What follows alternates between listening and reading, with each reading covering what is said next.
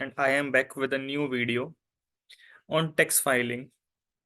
This request was received by by our subscriber who has requested us to create or share a video on tax filing. So we are back with a video on tax filing. Friends, Income Tax Act is a direct tax law which levy tax on our income earned by us. So when we are earning something, government of India wants us that we should pay some tax on it, and the particulars of income earned by us and tax payable on it is ITR, is nothing but ITR, which is also known as income tax return. So income tax return is governed by income tax law as well as income tax rules. So what is income tax return? Income tax return is a form in which the taxpayer files information about their income earned and tax applicable to the income tax department. Why you should file ITR? Question arises, what is the need to file ITR? Why you should file ITR? So, if you want to claim an income tax refund from the department, friends, there is a law, income tax law, in which if we are earning income beyond a certain threshold limit, then income tax law mandates us to deduct TDS on that income. So if our TDS has been deducted on the income and our income is not chargeable to tax, then we can get refund of that income from the income tax department. And in order to claim that refund, we need to file ITR. Second, if you have earned from or invested in foreign assets during the financial year, अगर आपने foreign assets में invest किया है या फिर उनसे कुछ पैसा अर्न किया है. Third is, if you wish to apply for a visa or a loan, if you want to apply for a loan from bank or you apply for a visa for any foreign country, then you need to file ITR. If the taxpayer is a company or a firm, if you are a taxpayer, if you are a company or a firm, then whether you have any taxable income or not, you need to file ITR mandatorily. Next is, if you have loss from business, profession, or under capital gains head, you will not be allowed to carry forward to the next year unless the return has been filed before the due date. What is the due date to file return? It's 31st July and 30th September in certain cases. 30th September is applicable for companies as well as individual HUF who are liable to have tax audit done under section 44 AB. When is it mandatory to file income tax returns in India? The on this page we have discussed why you should file ITR. What is the need to file ITR? But since it is governed by an income tax law, by a law, so law has made mandatory in certain cases to file ITR. What are those mandatory cases? If the gross total income is more than the basic exemption limit. And what is basic exemption limits? For an individual below 60 years of age, rupees 2.5 lakh. For an individual between aged between 60 to 80 years, यानी कि above 60 but below 80, the basic exemption limit is 3 lakh. This is annual. This is annual exemption limit. And for an individual above 80 years, basic exemption limit is 5 lakh. Earlier, there was a difference between male and female exemption limit, which has now been done away with. And now both male and female are same in the eye of income tax law for the purpose of counting basic exemption limit. Now, Income Tax Act has also mandated you to file income tax return in certain cases, even if your income is below the exemption limit. हमने पढ़ा कि अगर आपकी income exemption limit से ज्यादा है तो आपको आईटीआर फाइल करनी है, पर इनकम टैक्स एक्ट कहता है कि अगर आपकी इनकम एग्जेम्पशन लिमिट से कम भी है तब भी आपको इनकम टैक्स रिटर्न फाइल करनी है। कब? अगर ये केसेस में आप फॉल करते हैं तो पहला केस क्या है? You have deposited more than 1 crore in current bank account. You have to mandatorily file income tax return if you have deposited a total of 1 crore or more in one or more current account with a bank. However, no such requirement has been specified for deposits made in with post office current accounts. You have deposited more than 50 lakh in savings bank account. अगर आपने 1 करोड़ से ज्यादा current account में जमा करे हैं या फिर 50 लाख से ज्यादा सेविंग अकाउंट में जमा करे हैं तो फिर आपको आईटीआर फाइल करना है मैंडेटरली, चाहे आपकी इनकम बेसिक एग्जेम्पशन लिमिट से कम भी है। या फिर you have spent more than 2 lakh on foreign travel. You have to mandatorily file income tax return if you have incurred a total expenditure of more than 2 lakh on foreign travel, whether for yourself or for any other person. यानी कि for example, if a daughter is getting married and father of daughter sponsors their foreign travel trip after marriage, then father of daughter need to file ITR if the expenditure on such foreign travel is more than 2 lakh. Electricity expenditure paid is more than 2 lakh. If you is more than 1 lakh. If you have paid an electricity bill of more than 1 lakh. If your TDS or TCS has been deducted and the amount deducted on account of TDS or TCS exceeds 25,000 in the previous year. In the previous year here means Income Tax Act defines previous year as the year in which income is earned. This limit of 25,000 get increased to 50,000 in case of senior citizens. In case business turnover is more than 60 lakhs. In case you are a businessman and your total sale turnover or gross receipt is more than 60 lakh, then you have to mandatorily file income tax return whether you have any taxable income or not. Professional income is more than 10 lakh.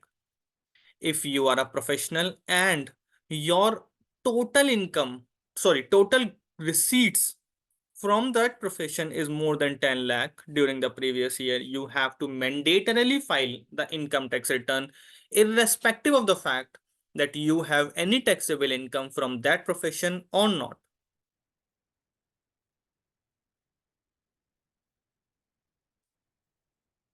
Now, the question arises which ITR to file for financial year 22-23, assessment year 23-24, that is similar also for assessment year 24-25. ITR 1.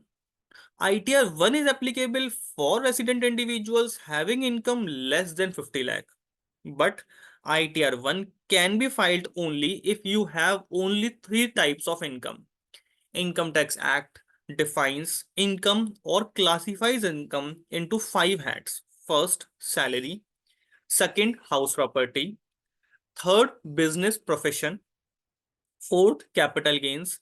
And fifth is any other income. So ITR 1 is applicable only for 3 types of income. If you have income from salary or pension and you have only one house property and or income is from other sources. So you have income from either of the three sources or all of the three sources, and your total income does not exceed 50 lakh, then you can file ITR 1. ITR 1 is also known as Sahaj return. Since it is very simple to file, so therefore it is also known as Sahaj return. ITR 2. ITR 2, income from every income from ITR 1. 1 is missing here. Every income from ITR 1, यानी कि आपने ITR 1 में कौन कौन सी income cover की थी? Salary, one house property and other sources. वहां पर आपने लिमिट क्या लगाई थी? 50 लाख। आपकी इनकम 50 लाख तक होगी तो आप ITR 1 फाइल करेंगे। यहां पर उसने कह दिया कि अगर आपकी इनकम 50 लाख से ज्यादा होगी तो आप ITR 2 फाइल करेंगे। कैपिटल गेन्स की इनकम होगी तो भी आप ITR 2 फाइल कर सकते हैं। आपकी एक हाउस प्रॉपर्टी से ज्यादा होगी तब भी आप ITR 2 फाइल कर सकते हैं। वहां पर ITR 1 में एक हाउस प्रॉपर्टी रेस्ट्रिक्ट किया था, यहां पर एक से ज्यादा हाउस प्रॉपर्टीज कवर हो जाएंगी। आपके पास इनकम है किसी फॉरेन असेट या फॉरेन सोर्स से कोई इनकम है, यानी कि आपकी फॉरेन में कोई प्रॉपर्टी है जिसे आपने रेंट पर दे रखा है, या फॉरेन में कोई बिजनेस है वहां से कोई इनकम आती है तो भी।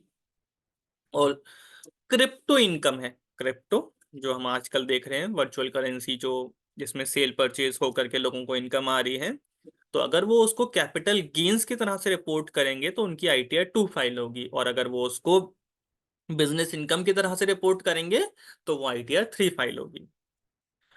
You are holding a directorship in a company. अगर आप किसी कंपनी में डायरेक्टर हैं तो इररेस्पेक्टिव ऑफ द फैक्ट कि आपकी इनकम कितनी है, आपको ITR 2 ही फाइल करनी है, चाहे आपकी इनकम 50 लाख से कम ही क्यों ना हो। अगर आप किसी कंपनी में डायरेक्टर हैं तो आपको ITR 2 ही फाइल करनी होगी। And if you are holding unlisted equity share, अगर आप अनलिस्टेड इक्विटी शेयर्स होल्ड कर रहे हैं तो आपको ITR 2 ही फाइल करनी पड़ेगी। अनलिस्टेड इक्विटी शेयर्स का मतलब क्या है? उन कंपनीज के इक्विटी शेयर्स जो कि अभी तक स्टॉक मार्केट में लिस्टेड नहीं है। नाउ ITR 3, अगर आपकी income income from every income from ITR 2, यानी कि ITR 2 में जो जो इनकम्स थी वो सब यहां पर कवर कर ली जाएंगी। साथ के साथ अगर आपके पास बिजनेस या प्रोफेशन से भी कोई इनकम है, या आपके पास क्रिप्टो से कोई इनकम है, अगर आप उस क्रिप्टो की इनकम को बिजनेस इनकम की तरह से रिपोर्ट करेंगे तो वो ITR 3 में इंक्लूड होगी। अगर आप उसे कैपिटल गेन्स की तरह से काउंट करेंगे तो आप वो ITR 2 में काउंट होगी, ITR 2 में फाइल होगी। या फिर आप किसी पार्टनरशिप फर्म में या LLP में पार्टनर है तो आपको ITR 3 फाइल करनी होगी। ITR 4, resident individual. देखिए कहीं पर भी ऊपर वर्ड रेसिडेंट यूज नहीं हुआ था, लेकिन ITR 4 में रेसिडेंट इंडिविजुअल वर्ड यूज किया गया है, यानी कि जो इंडिया का रेसिडेंट है, जो इनकम टैक्स एक्ट में रेसिडेंट होने की कंडीशंस को पूरा करता है। Resident individual and HUFs having HUFs मतलब Hindu undivided family. Hindu undivided family is also counted as a separate entity in income tax law. We shall be covering separately what is HUF, how is it formed, and what are the tax benefits for HUF. Resident individuals and HUF having total income less than 50 lakhs. Resident individual हैं, HUF हैं, इनकी total income 50 lakh से कम है। हर ITR 1 की सारी income जो जो ITR 1 में रिपोर्ट हो सकती थी, हमने कौन कौन सी इनकम पढ़ी थी ITR 1 में? Salary, pension, income from one house property and other sources. Every income from ITR 1, salary, pension, one house property, other sources, as well as presumptive income. What is presumptive income? In some cases, Income Tax Act allow कि आप मान लीजिए आप कोई एक business करते हैं और आपकी रिसीट्स उस बिजनेस से 50 लाख है, but you are unable to assess कि आपका net profit कितना है. You are not maintaining books of account for that business.